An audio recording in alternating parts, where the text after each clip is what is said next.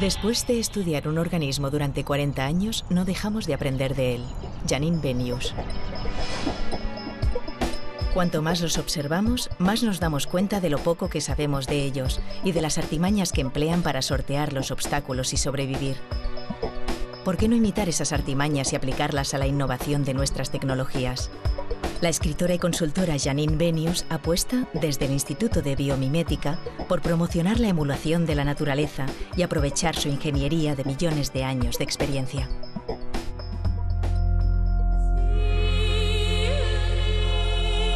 Nos creemos perfectos, inteligentes. Pensamos que somos capaces de cualquier cosa. Quisimos volar, atravesar mares y océanos, descubrir nuevos mundos, ir a la luna, crear nuevos seres. Y lo conseguimos. Pero lo único que hemos hecho ha sido copiar. Desde que existimos, hemos observado el mundo que nos rodea, la naturaleza, las plantas, los animales. Lo hemos analizado detenidamente, lo hemos diseccionado, hemos intentado entender su funcionamiento, su mecanismo, y hemos querido imitarlo, aunque aún nos queda mucho por aprender. Pero si apenas sabemos cómo funciona nuestro cerebro, nuestras células, ni de qué está hecha la materia, y hasta los seres más pequeños continúan albergando claves y mensajes que aún no hemos sabido descifrar. Los microorganismos hicieron el mayor descubrimiento de toda la historia de la ciencia. Hace 2000 millones de años, la vida estaba a punto de desaparecer de la Tierra. Los organismos que entonces se depredaban unos a otros inventaron la fotosíntesis, un proceso por el que podían vivir del aire, sin depredar. Y de ahí las plantas pudieron después obtener la energía del sol. Increíble, ¿no? Estaría bien poder inventarnos algo similar. Lo probamos. Y muchas veces nos equivocamos y construimos máquinas con las que intentamos arreglar los desperfectos que causan nuestras acciones. Y nos lamentamos de todo el daño que le hacemos a la naturaleza.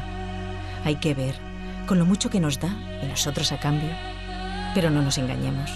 Somos insignificantes a su lado. Por mucho que le hagamos, sabe aprovechar sus recursos mejor de lo que nosotros lo hacemos. Sabe curar sus heridas, hacerse remiendos.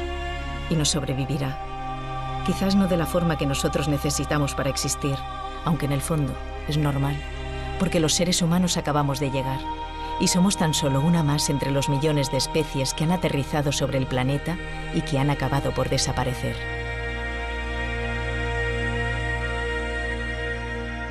Es curioso, pero cuando hablas de esta disciplina, que consiste en emular los mecanismos de la naturaleza,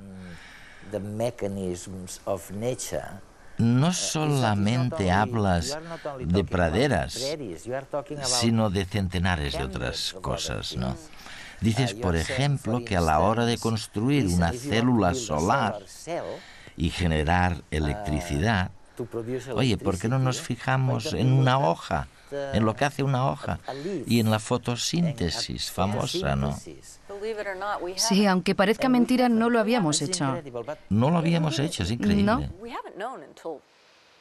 De hecho, hasta mediados de los 80 no sabíamos cómo funcionaba realmente la fotosíntesis. Seguimos sin saberlo, ¿eh? Bueno, sigue habiendo algunas lagunas. Sigue habiendo algún misterio. El caso es que a medida que íbamos entendiéndolo mejor, nos percatamos de que esta manera de obtener energía solar difiere de las células fotovoltaicas. De repente tenemos biomimetismo. Tenemos ingenieros que empiezan a descubrir, gracias a los biólogos, cómo lo ha solucionado la vida. Y hemos llegado a un punto en el que pueden decir, bueno, tal vez podamos emular ese principio. Tal vez haya una manera distinta de hacerlo. Tenemos científicos que estudian la hoja y su funcionamiento, descifran el puzzle pieza a pieza. Pero luego, cuando sostienen una hoja en la mano, te dirán, lo único que me preguntan los ingenieros es su eficacia a la hora de obtener energía solar. Y en este sentido, la hoja no es tan eficaz como los paneles solares de la estación espacial. Sin embargo, esta hoja está hecha de materiales locales. Sí. Se basa en la luz del sol, pero hace mucho más que capturar luz solar. También se encarga de la protección frente a plagas. Es un radiador de calor. Distribuye fluidos de la forma más adecuada matemáticamente de distribuir fluidos en un esquema de ramas. Cuando azota el viento, la hoja se contrae formando un cilindro. ¿Lo has visto alguna vez? Sí. Forman una especie de espiral para que el viento fluya sin fricciones. Hay también una alga roja, lo dices además en tu libro, que de algún modo distorsiona el sistema de comunicaciones de las bacterias para que no puedan posarse en un lugar concreto. Bueno, ese sería un caso para aprovechar la naturaleza, ¿no? Esto es algo que hemos aprendido hace relativamente poco, que las bacterias se comunican constantemente entre sí. Por supuesto, los organismos han aprendido a enfrentarse a las bacterias de maneras muy sutiles. Nosotros somos bastante novatos en esto. Y lo que intentamos es matar las bacterias con antibióticos o con detergentes muy fuertes. Las que son resistentes al fármaco, al antibiótico, se vuelven más fuertes. Y surge entonces la resistencia antibiótica. Pero existen algunas algas rojas en la costa australiana. Peter Steinberg, un biólogo marino, estaba haciendo submarinismo un día y observó a su alrededor. Lo que pasaba era que el alga liberaba una sustancia en el agua marina que interfería en la comunicación De las bacterias. Porque éstas se comunican entre sí para decidir dónde ir. Pongamos que una bacteria está flotando y aterriza en una superficie. Si comprueba que es una buena superficie, empezará a comunicarse químicamente con otras bacterias que a su vez se posarán sobre el lugar e iniciarán lo que se denomina percepción de quórum. Por tanto, se comunican continuamente y cuando su número es suficiente, un quórum, empiezan a formar una capa, un biofilm, y activan su sentido de señalización. En un hospital, las bacterias pueden formar un biofilm en una superficie, como la cama del hospital o cualquier zona húmeda, y allí es donde las bacterias serán peligrosas. Pero tienen que comunicarse para llegar allí, así que si se pudiera encontrar una manera de interferir en su recepción de señales... ¿Y lo hemos encontrado? Pues bien, lo que utilizan estas algas rojas se llama furanona y ya se ha imitado. Hay una empresa llamada Biosignal en Australia que lo ha imitado.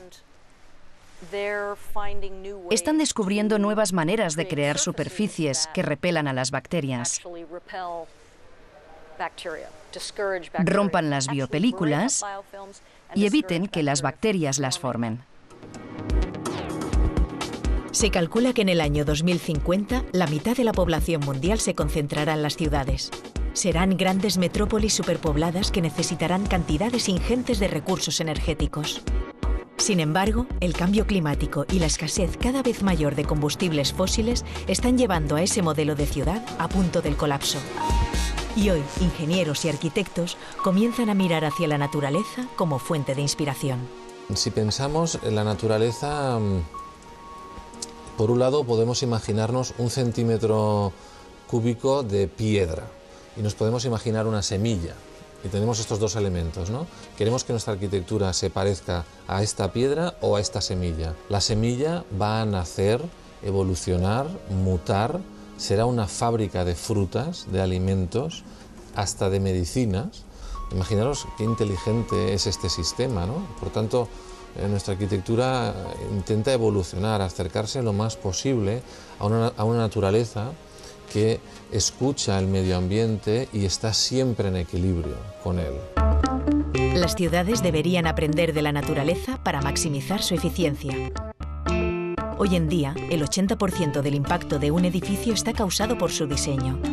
Por eso, los arquitectos investigan nuevos materiales, formas e incluso ideas para reducir ese impacto. En Barcelona, en el nuevo distrito 22 Arroba, destinado a empresas vinculadas con la sociedad del conocimiento, se construye Mediatic.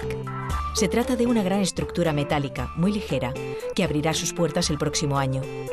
2 de sus caras estarán recubiertas de una membrana de EFTE, un material híbrido, elástico, ligero y autocombustible. Esta piel exterior de doble capa es un filtro solar que dejará pasar la luz para garantizar una buena iluminación, pero se cerrará cuando detecte que los rayos del sol son demasiado fuertes. En la otra cara, una gran nube de nitrógeno descenderá por los cojines de EFTE y actuará como una cortina que regulará la energía solar y mantendrá una buena temperatura sin necesidad de aire acondicionado. La estructura, además, estará recubierta de una película de pigmentos naturales bioluminiscentes que, como pasa con las medusas, absorberán los rayos del sol durante el día y emitirán luz de noche. Es iluminación sin gasto de electricidad. El Mediatic es un ejemplo de eficiencia energética, uno de los puntos clave en el diseño de las ciudades del futuro. Otro caso es esta torre jardines, que mimetiza el comportamiento del medio natural para ser autosuficiente. Es capaz de almacenar el agua de la lluvia y de reconducirla por todo el bloque. Llevará a cabo la fotosíntesis para oxigenar la ciudad o comportarse como el tronco de un árbol frente a los embistes del viento. Otro ejemplo son las fachadas verdes. Sustituimos los muros opacos de los edificios y los sustituimos por varias capas ligeras, una de las cuales es una vegetación. Una vegetación adecuada, que permite que, por un lado, pierda la hoja en invierno, de forma que el sol entra totalmente hacia el interior, mientras que en verano tiene hoja, y al tener esta hoja lo que hace es, por un lado, sombrear, y por el otro lado, por evapotranspiración, lo que hace es que el aire que pasa a través pierde unos grados al evaporar. Y por tanto, esta ventilación que desde el exterior hacia el interior se produce a través de este filtro, pues hace como un filtro refrigerador y baja unos cuantos grados con respecto al interior, ¿no? Pero no solo las plantas y los animales ofrecen soluciones eficientes energéticamente. El cuerpo humano gestiona la energía a través del sudor. En la Expo de Zaragoza, el pabellón SET mimetizaba ese mecanismo para regular la temperatura. Cuando el termómetro alcanzaba ciertos grados, el edificio comenzaba a transpirar. El agua se evaporaba quemando energía, de manera que el pabellón mantenía un clima agradable. No sería correcto pensar que somos arquitectos futuristas. La arquitectura y la naturaleza se relacionan hoy para ser construida hoy. Es la situación contemporánea, es hoy. La tecnología de hoy para ser aplicada hoy, para que la sociedad la disfrute hoy. La biomimética puede ser la clave para hacer que nuestro planeta se asemeje un poco más al mundo en el que todos soñamos vivir.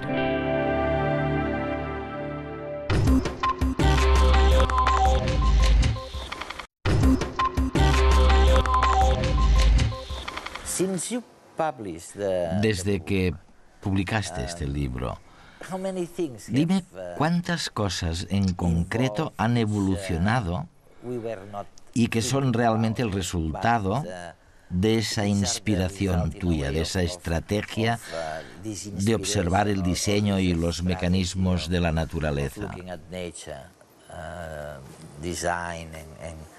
Diseño, estrategia. Centenares. Centenares, dices. Centenares que están en este punto. Lo que sucede es que cuando escribí el libro estaban todavía en el laboratorio y ahora se están intentando imitar y se están creando cientos y cientos de patentes en este momento. Algunas de estas ideas ya están incluso comercializadas. Hay varios productos biomédicos, una docena o así, que han surgido tras el libro. Cuando yo era pequeño, recuerdo muy bien que se hablaba mucho de las telarañas, de lo resistentes que podían llegar a ser y de lo difícil que era imitar un mecanismo similar para fabricarlas. ¿Estamos todavía en aquella fase o hemos avanzado? Vaya, este es el santo grial de la ciencia de materiales. Desentrañar e imitar la telaraña, ¿sabes? Sí. Es 5 veces más fuerte que el acero, pero increíblemente elástica. Es un material asombroso. Tenemos el nylon. Intentamos imitar la seda de un gusano. Creamos el nylon, pero lo que nunca hemos imitado es el proceso de fabricación. La manera en la que la araña hace su telaraña, porque cuando nosotros fabricamos nylon o Kevlar o cualquiera de nuestras fibras maravillosas, necesitamos energía para alcanzar temperaturas increíblemente altas. Hervimos las fibras en ácido sulfúrico, las sometemos a todo tipo de presiones. Una araña, por supuesto, quedaría carbonizada si intentara hacerlo, si intentara alcanzar los 760 grados que utilizamos para fabricar Kevlar. Por tanto, es difícil encontrar nuevas maneras de fabricación. Otra cosa que me acuerdo de mi infancia es el silencio de los búhos al volar. Yo los domesticaba. Por la noche se iban, ¿Sí? pero durante el día volvían. ¿Búhos? Sí, búhos, lechuzas. Se quedaban en la parte de arriba de la casa durante el día y por la noche volaban, se marchaban por ahí a hacer sus cosas, ¿no? Y una de las cosas que siempre me preguntaba es cómo demonios podían ser tan silenciosas. ¿Lo sabemos ahora por qué? De hecho, si vas a Japón y montas en el tren bala, estarás experimentando una réplica del búho.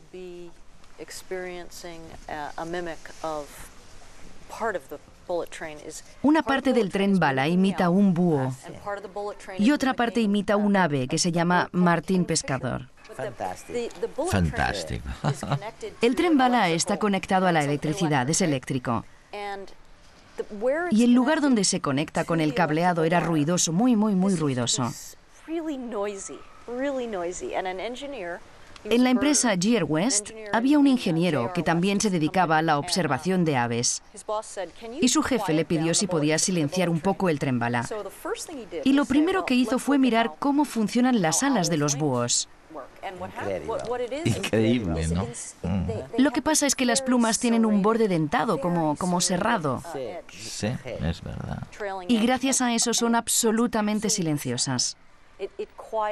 Eso amortigua las turbulencias, de modo que no hay absolutamente ningún sonido causado por el viento. Pues bien, lo que hizo el ingeniero fue ir al pantógrafo, la parte del tren que se conecta al cableado, y aplicar las estriaciones correspondientes. De este modo silenció un poco el tren, pero seguía habiendo ruido. Lo que pasaba era que el tren tenía forma de bala, por tanto contaba con una parte frontal redondeada. Y cuando entraba en un túnel, se creaba una onda de presión que al salir del túnel daba lugar a una explosión sónica. Así que su jefe le dijo: muy bien, has resuelto lo del pantógrafo, ahora a ver si solucionas lo de la parte delantera. Esa noche acudió a una reunión de ornitología y empezó a pensar, eso es lo que hace el biomimetismo, en el mundo natural.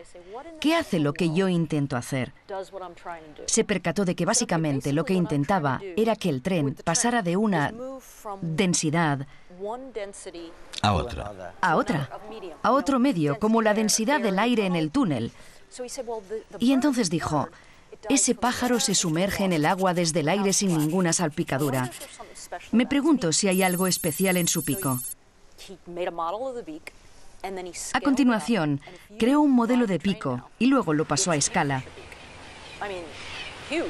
Y si ahora vas en el tren, la parte de delante tiene la forma del pico de un martín pescador. Bueno, en proporciones gigantes. Pero lo silenció, evitó la explosión sónica y además logró que el tren fuera un 10% más rápido y que utilizara un 15% menos de electricidad. Andamos de un lado al otro, subimos escaleras, cruzamos la calle, damos una pequeña carrera para coger el autobús. Los músculos de la pierna son una máquina perfecta capaz de responder a cada uno de nuestros movimientos y de proporcionarnos la potencia necesaria para hacerlos. Eso si estamos sanos. Enfermedades como la polio, el Parkinson o la debilidad muscular pueden hacernos perder parcialmente nuestra capacidad de movimiento. En este laboratorio del Instituto de Automática Industrial del Consejo Superior de Investigaciones Científicas en Madrid, un equipo de bioingenieros llevan 8 años estudiando el funcionamiento de los músculos del cuerpo humano. El objetivo es comprender cómo funciona nuestro complejo y eficiente sistema motor para después diseñar prótesis que ayuden a recuperar la movilidad. Estamos basándonos en los biomimetismos para hacer el diseño de nuevos sistemas robóticos para ayudar a la discapacidad. Estamos hablando de robótica de rehabilitación y nosotros hemos desarrollado una línea de exoesqueletos para asistencia y para compensación funcional de discapacidades en los diferentes miembros del cuerpo humano, ¿no? Y Esbirro es, en parte, el resultado de todo lo que han aprendido. Este grupo de investigadores del CSIC han aplicado todos sus conocimientos sobre el funcionamiento de los músculos para que aprenda a replicar la dinámica de nuestra forma de caminar. Esbirro es un gran paso adelante en robótica. Hasta ahora, los robots bípedos que existían perdían el equilibrio y se caían muy fácilmente. Además, consumían cantidades ingentes de energía. En la marcha humana, uno de los factores esenciales es la economía. Cuando andamos, nuestros músculos se activan y desactivan en cada fase, solo si son realmente necesarios para corregir la trayectoria del paso. De esta manera, con un consumo mínimo de calorías, se obtiene el máximo de potencia. Con la energía de un bocadillo, uno de estos robots podría andar entre unos 30-40 metros, mientras un ser humano podría andar 6 kilómetros. En los robots que estamos diseñando actualmente estamos intentando acercarnos a los consumos energéticos de un ser humano. Los robots que diseñan en el CSIC intentan seguir esas mismas estrategias. Así, a menor consumo energético, menos batería necesitan los exoesqueletos para funcionar. Y por tanto, menos peso en las prótesis y mayor autonomía para las personas discapacitadas que las llevan. Sin embargo, aún queda mucho para que estos robots y prótesis consigan imitar a la perfección el movimiento de una pierna. El músculo humano no solo se estira y se contrae, sino que forma parte de un sistema muy complejo de sensores de posición, de velocidad, de fuerza, que a su vez está conectado con el sistema neurocognitivo. Consigue además unos niveles de potencia elevados, lo que unido a su alta eficiencia y bajo consumo, hacen que sea muy difícil reproducirlo con la tecnología actual. Es difícil que podamos competir con la tecnología biológica, por decirlo de alguna forma, en su mismo campo. Podemos competir en otros campos. Por ejemplo, la velocidad de transmisión neuronal es bastante baja comparada con la transmisión de información a través de un cable eléctrico. Sin embargo, utilizando cables eléctricos, nuestros robots se caen y los seres humanos no nos caemos. Quizás la respuesta a por qué nuestro sistema biológico es superior al sistema robótico se halla en nuestro cerebro, que es capaz de coordinar el sistema motor del cuerpo y de reaccionar de forma plástica y flexible a los estímulos del entorno, que aprende, que utiliza modelos predictivos para controlar el movimiento. Tecnológicamente, podemos competir con la naturaleza, pero paradójicamente, no podemos superar miles de años de evolución. O sea que, en realidad, lo que me está sugiriendo es que la vida sería más eficaz, más agradable, más cómoda. Para que podamos empezar a utilizar mejor la energía. Creo que el motivo por el que la gente empieza a observar el mundo natural en busca de inspiraciones es porque tenemos que encontrar la manera de reducir nuestro consumo de combustibles fósiles y utilizar la cantidad mínima de energía. No disponemos de materiales infinitos. Por tanto, debemos disminuir nuestro uso de materiales. Nos estamos ahogando en nuestro propio veneno. Tenemos que dejar de utilizar tóxicos. Y cuando sales al mundo natural, cuando caminas por la naturaleza, estás en un laboratorio de química en el que no hay que llevar mascarillas ni gafas protectoras, porque la vida ha descubierto la manera de hacer lo que intentamos hacer nosotros ahora. De modo que si nuestra economía imitara al mundo natural, si nuestros diseños lo imitaran, e incluso la economía, seríamos una especie más bien recibida en el planeta. ¿Sabes esa hoja de la que hablábamos antes? Pues lo más increíble de la hoja es el segundo acto de su vida, porque cuando ha terminado de recabar energía solar, de defender a la planta y de controlar su temperatura, Entonces cae al suelo y en el segundo acto de su vida se convierte en sustancia nutritiva para otra cosa. Una seta, un arbusto, una planta. En cambio, nuestras tecnologías no dejan de infiltrar veneno en la tierra. Así que deberíamos parecernos un poco más a la hoja. Ese es el truco que debemos aprender si queremos permanecer aquí.